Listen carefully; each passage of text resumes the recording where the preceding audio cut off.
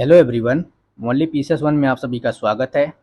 तो हम जैसा कि घटना चक्र का जीएस पॉइंटर स्टार्ट किए हैं, पहला लेक्चर हो चुका है। आज हम देखने वाले हैं उद्देश्य का। ये हमारा लेक्चर 2 होगा। ऐसे ही आपको छोटे छोटे लेक्चर के माध्यम से पूरा दिया जाएगा। उसके बाद पूरा एक आपका पूरा मल्टीपल मैराथन टाइप का वीडियो भी आपका प्रोवाइड कर दिया जाएगा। तो चलिए देखते हैं हम उद्देश्य का। और जो लोग इसका पहला लेक्चर नहीं देखे हैं, उसमें खासकर भारतीय संवैधानिक का विकास, संविधान का स्रोत, कहाँ कहाँ से लिए हैं, आर्टिकल, अनुसूची, भाग, ये सब हमारा हो चुका है। तो आज का टॉपिक हमारा होगा उद्देश्य का। तो चलिए स्टार्ट करते हैं हम। पहले देखेंगे रिक्त स्थानों पर क्या क्या भरा जाएगा, उसके बारे में आपसे पूछा गया है। ठीक। तो पढ़ते हैं कि अपना जो प्रियम्बल हमारा है, हम भारत के लोग भारत को एक संपूर्ण प्रभुत्व संपन्न समाजवादी पंथ निरपेक्ष लोकतंत्रात्मक गणराज्य बनाने के लिए तथा उसके समस्त नागरिकों को सामाजिक, आर्थिक और राजनीतिक न्याय। जब पूछा जाएगा आपसे न्याय कितने प्रकार के होते हैं, तो सामाजिक, आर्थिक और राजनीतिक न्याय न। ठीक है, ये ध्यान आपको देना है। आगे है हमारा विचार, अभिव्यक्ति, विश्वास, धर्म और उपासना की स्वतंत्रता। कितने प्रकार की स्वतंत्रता दी गई है, ये भी आपको ध्यान देना है। तो ये सब चीज़ें काफ़ी इंपॉर्टेंट होती है, यही सब आयोग पूछता भी है। प्रतिष्ठा और अवसर की समता प्राप्त कराने के लिए, यानी जो हमारा विचार, अभिव्यक्ति, विश्वास, धर्म और उपासना की जो स्वतंत्रता है, प्रतिष्ठा और अवसर की समता प्राप्त कराने के लिए तथा उन सब में व्यक्ति की गरिमा और राष्ट्र की एकता और अखंडता सुनिश्चित करने वाली जो बंधुता बढ़ाने के लिए दृढ़ संकल्प होकर अपनी इस संविधान सभा में आज की जगह जो हमारा ये डेट है वह 26 नवंबर 1949 को एतद द्वारा इस संविधान को हम क्या करते हैं, अंगीकृत करते हैं, अधिनियमित करते हैं और आत्मार्पित करते हैं। ये हमारा पूरा प्रियम्बल है। और जो खाली जगह है तो उसको क्या भरना था वहाँ पे, आज दिनांक 26 नवंबर 1949 को एतद द्वारा इस संविधान सब को हम क्या करते हैं, अंगीकृत करते हैं, अधिनियमित करते हैं और आत्मार्पित करते हैं। नेक्स्ट हमारा है कि भारत के संविधान में 3 प्रकार का न्याय है। आपने पढ़ा है 5 प्रकार की स्वतंत्रता, 2 प्रकार की समानता और 1 प्रकार का भातृत्व का उल्लेख किया गया है। तो किसमें किया गया है, तो उद्देश्य का यानी प्रस्तावना में। आगे हमारा है कि भारत के संविधान के निर्माताओं को, जो निर्माताओं का जो मत है प्रतिबिंबित होता है, जो उनकी जो सोच है वो आप किस में देखते हैं, तो वह हम देखते हैं उद्देश्य का यानी प्रस्तावना में। भारतीय गणतंत्र की 26 जनवरी 1950 को सही संवैधानिक वस्तु स्थिति जब संविधान लागू किया गया था तो कैसा था, तो संपूर्ण प्रभुत्व संपन्न लोकतंत्रात्मक गणराज्य था। ठीक, ये आपको ध्यान देना है। भारतीय संविधान में हमारे राष्ट्र का उल्लेख किया गया था, तो भारत तथा इंडिया नाम से भारतीय संविधान जो था हमारे राष्ट्र का उल्लेख किया गया था, तो भारत तथा इंडिया। आगे है भारतीय संविधान की जो प्रस्तावना के संबंध में शब्दों का जो सही क्रम आपसे पूछा गया था, तो आपने पढ़ा था कि संपूर्ण प्रभुत्व संपन्न समाजवादी पंथ निरपेक्ष लोकतंत्रात्मक गणराज्य, ये हमारा एक सीक्वेंस है। जो सही क्रम है वह यही है, क्या है, तो संपूर्ण प्रभुत्व संपन्न समाजवादी पंथ निरपेक्ष लोकतंत्रात्मक गणराज्य बनाने के लिए। ठीक है। आगे है 42वें संवैधानिक संशोधन द्वारा संविधान में कितने शब्द जोड़े गए थे, कौन कौन सा शब्द जोड़ा गया था। 42वें संविधान संशोधन 1976 के तहत हम 3 शब्द को जोड़े थे। कौन कौन सा था वो, अपने प्रियम्बल में समाजवादी था, पंथ निरपेक्ष था और अखंडता था। अखंडता जो हमारा शब्द है, इन तीनों को जोड़ा गया था। कौन कौन से शब्द थे, तो समाजवादी, पंथ निरपेक्ष और अखंडता। आगे हमारा है कि भारत को धर्मनिरपेक्ष राज्य वर्णित करता है, तो संविधान की जो प्रस्तावना है वह हमारा धर्मनिरपेक्ष राज्य को वर्णित करता है, आपको पता है। और ये 42वें संविधान संशोधन के द्वारा इसे जोड़ा भी गया था। नेक्स्ट हमारा है बंधुत्व जो संप्रभु है हमारा, समानता, अखंडता में से वह शब्द जो 1975 में भारतीय संविधान की प्रस्तावना में सम्मिलित नहीं था। तो 1975 तक आपको पता है कि अखंडता जो शब्द था, अखंडता शब्द को नहीं जोड़ा गया था, वह तो 1976 के 42वें संविधान संशोधन के द्वारा जोड़ा गया था। और 2 शब्द और थे, समाजवादी और पंथ निरपेक्ष। आगे है भारतीय संविधान की प्रस्तावना में भारत को घोषित किया गया था, तो एक सार्वभौम समाजवादी पंथ निरपेक्ष प्रजातांत्रिक गणतंत्र के रूप में घोषित किया गया था। संविधान की उद्देशिका के संबंध में आपका सही है, तो पंडित नेहरू द्वारा प्रस्तुत ऑब्जेक्टिव प्रस्ताव अंतुगत्वा उद्देशिका बना, तो बात सही है।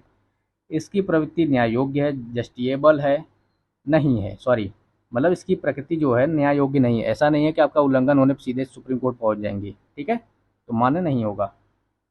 तो यानी न्याय योग्य नहीं है। संविधान के विशिष्ट प्रावधानों को यह रद्द ओवरराइड नहीं कर सकता है, ये भी ध्यान देना है। इसका संशोधन किया जा सकता है, ये भी आपका ध्यान देने वाला पॉइंट है। क्या उद्देशिका को पूछा जाएगा कि क्या उद्देशिका को मतलब संशोधित किया जा सकता है, तो बिल्कुल किया जा सकता है।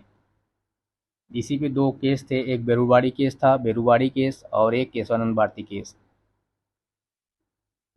चलिए आगे देखते हैं। संविधान की जो प्रस्तावना का विधिक स्वरूप है यह लागू नहीं किया जा सकता, बिल्कुल सही। भारतीय संविधान की उद्देशिका में संशोधन किया गया था, तो आपको पता है 42वें संविधान संशोधन के द्वारा 3 शब्द जोड़े गए थे, वह है हमारा समाजवादी, पंथनिरपेक्ष और अखंडता। आगे है वह शब्द जो 26 नवंबर 1949 को अंगीकृत भारतीय संविधान की प्रस्तावना में सम्मिलित नहीं थे। तो आपको पता है कि 26 नवंबर 1949 को ये 3 शब्द नहीं थे, समाजवादी, पंथनिरपेक्ष और अखंडता शब्द जो था हमारा 42वें संविधान संशोधन के तहत जोड़ा गया है। आगे देखते हैं। भारत के संविधान के आमुख का लक्ष्य उसके सभी नागरिकों के लिए सुनिश्चित करना है। तो क्या करना है, तो सामाजिक तथा आर्थिक न्याय, विचार, अभिव्यक्ति की स्वतंत्रता, अवसर की समानता और व्यक्ति की जो प्रतिष्ठा है उसको क्या कराना है, सुनिश्चित करना है सभी नागरिकों के लिए। अब देखते हैं कथन कारण। भारत एक संपूर्ण प्रभुत्व संपन्न समाजवादी पंथ निरपेक्ष लोकतंत्रात्मक गणराज्य है। ये आपका शब्द सही है, कथन जो है। कारण क्या है, इसे 42वें संविधान संशोधन 1976 द्वारा संपूर्ण प्रभुत्व संपन्न लोकतंत्रात्मक गणराज्य के स्थान पर प्रतिबिंबित किया गया था। तो आपको सही है, ठीक है। तो ए आर दोनों सही है, और आर जो है वह ए की व्याख्या भी करता है। आगे है कि भारत एक गणतंत्र है, इसका अर्थ क्या है। मतलब जो भारत का जो हमारा शासन होगा, जो उस पे उच्च जो प्रथम नागरिक हमारे होते हैं राष्ट्रपति, तो उसका जो पद है वह वंशानुगत नहीं होगा। जैसे ब्रिटेन में है राजा, राजा का पद होता है, उनके बेटे, उनके फिर बेटे के बेटे, ऐसे सब आते रहते हैं लगातार, तो एक वंश चला आता है, ठीक। तो हमारा जो गणतंत्र है वह वंशानुगत न होके, हमारे यहाँ राजा रानी कुछ भी नहीं है, जो चाहे वो बन सकता है, ठीक। तो भारत में वंशानुगत शासन नहीं है। ऐसा नहीं है कि राजा का बेटा ही राजा बनेगा, हम लोग भी बन सकते हैं। अगला हमारा है कि भारत में लौकिक सार्वभौमिकता है, क्योंकि संविधान की प्रस्तावना आरंभ होती है कि हम भारत के लोग शब्दों से हमारा स्टार्ट होता है, we the people of India. तो भारत में जो लौकिक सार्वभौमिकता है वह हमारा क्या है, भारत के लोग, हम भारत के लोग से। हम भारत के लोग शब्दों का प्रयोग भारतीय संविधान में किया गया है। तो कहाँ पे आप देखें अभी तक, तो आपको पता है कि उद्देशिका में ही हमने देखा है हम भारत के लोग। आगे हमारा है सभी व्यक्ति पूर्णतः और समान रूप से मानव है, यह सिद्धांत जाना जाता है तो सार्वभौमिकतावाद में। सार्वभौमिकतावाद के सिद्धांत में सभी व्यक्ति पूर्णतः और समान रूप से क्या है, मानव हैं। भारत के संदर्भ में धर्मनिरपेक्ष शब्द का सही भाव व्यक्त करता है। तो धर्मनिरपेक्ष का मतलब है कि भारत जो है में राज्य का कोई धर्म नहीं होगा, ठीक, राज्य का कोई धर्म नहीं होगा। अगला हमारा है संप्रभुता, लोकतंत्रात्मक, पंथ निरपेक्ष और संघी में से वह शब्द जो भारतीय संविधान की प्रस्तावना में उल्लिखित नहीं है, तो वह है हमारा संघी। आपने पूरा प्रस्तावना पढ़ा होगा, उसमें देखे होंगे कि संघी शब्द का कहीं जिक्र किया गया है, नहीं किया गया है। आगे है कि समाजवादी जो पंथ निरपेक्ष, प्रभुत्व संपन्न और लोक कल्याण में से भारत की संविधान की उद्देशिका में नहीं शब्द शामिल है। तो आपको पता है लोक कल्याण जो है वह शब्द शामिल नहीं किया गया है। आगे है भारतीय संविधान की प्रस्तावना में वर्णन नहीं है। तो आपको पता है होना चाहिए आर्थिक जो स्वतंत्रता के बारे में भारतीय संविधान में कहीं भी जिक्र नहीं किया गया। आर्थिक न्याय की बात की गई, ना कि आर्थिक स्वतंत्रता। ये ध्यान देना है, 3 प्रकार की स्वतंत्रता है। एक है हमारा आर्थिक, एक है हमारा जो कि नहीं सामाजिक न्याय। 3 प्रकार की जो न्याय है वो है सामाजिक न्याय, आर्थिक न्याय और राजनीतिक न्याय है। लेकिन स्वतंत्रता हमारा जो है वह आर्थिक स्वतंत्रता की बात नहीं करता है। क्या प्रस्तावना भारतीय संविधान की प्रस्तावना में उल्लिखित नहीं है, कौन है, तो धार्मिक न्याय भी उल्लिखित नहीं है। 3 प्रकार के न्याय हैं, आपको भी बताया जस्ट। चलिए नेक्स्ट हमारा है भारतीय संविधान की प्रस्तावना के बारे में कथन से पूछा गया है। तो समाजवादी, पंथनिरपेक्ष शब्द जो है 1995 लागू संविधान के अंग नहीं थे। ये शब्द जोड़ा गया था आपका 42वें संविधान 1976 में जोड़े गए थे। ये सब चीज़ें आपको ध्यान देना है। संविधान का वह भाग कितने रिपीट क्वेश्चन आ रहे हैं देख रहे हैं ना आप, मतलब कहीं किसी भी राज्य में अगर इतना पढ़ के चले गए तो भी आप मतलब कर देंगे। अगर आपका मतलब कि एक बार आप लक्ष्मीकांत अगर पढ़े हैं अच्छे से, 2-3 बार पढ़ चुके हैं वो, तो समझ लीजिए ये आपका बस रिपीट करके जाना है। तो अगला हमारा है कि संविधान का वह भाग जो उसकी आत्मा कहलाता है, तो उद्देशिका जो है वह संविधान की, जो हमारा संविधान का वह भाग है उसकी आत्मा कहलाता है, तो वह कहलाता है प्रियम्बल। प्रियम्बल हमारी आत्मा है। और लेकिन आपसे पूछा जाएगा वी आर अम्बेडकर ने जिस चीज़ को आत्मा उन्होंने कहा था तो आर्टिकल 32 को कहा था, न कि ये उद्देशिका को उन्होंने कहा था कि आत्मा। ठीक है, ये आपको ध्यान देना है। नेक्स्ट हमारा है भारतीय संविधान की प्रस्तावना को हमारे संप्रभु प्रजातांत्रिक गणतंत्र की जन्म कुंडली कहा है, तो किसने कहा था? तो के एम मुंशी जी ने कहा था।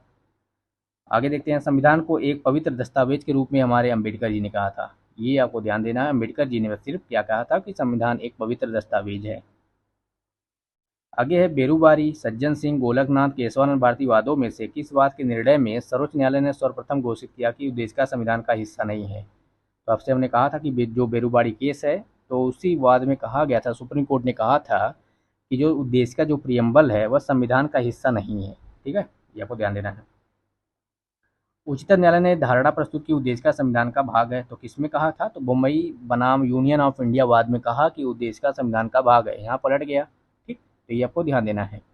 बेरूबारी में कहा कि संविधान मतलब जो उद्देश्य का है संविधान का भाग नहीं है, लेकिन आपको ये केस है बम्बई बनाम यूनियन ऑफ इंडिया वाद में सुप्रीम कोर्ट ने कहा कि उद्देश्य का जो है वह संविधान का भाग है। और सर्वोच्च न्यायालय ने प्रस्तावना को भारतीय संविधान की मौलिक संरचना का भाग स्वीकार किया, तो ये भी इस केशवानंद भारती विवाद में ही किया था। आगे है भारत के संविधान के उद्देश्यों में से एक के रूप में आर्थिक न्याय का उपबंध किया गया है। तो आपको आर्थिक न्याय को देखेंगे, उद्देशिका और डीपीएसपी में आपका आर्थिक न्याय के बारे में बताया गया है। अगर दोनों ऑप्शन देगा तो दोनों मार्क चले आएंगे, नहीं देगा तो उद्देशिका पे।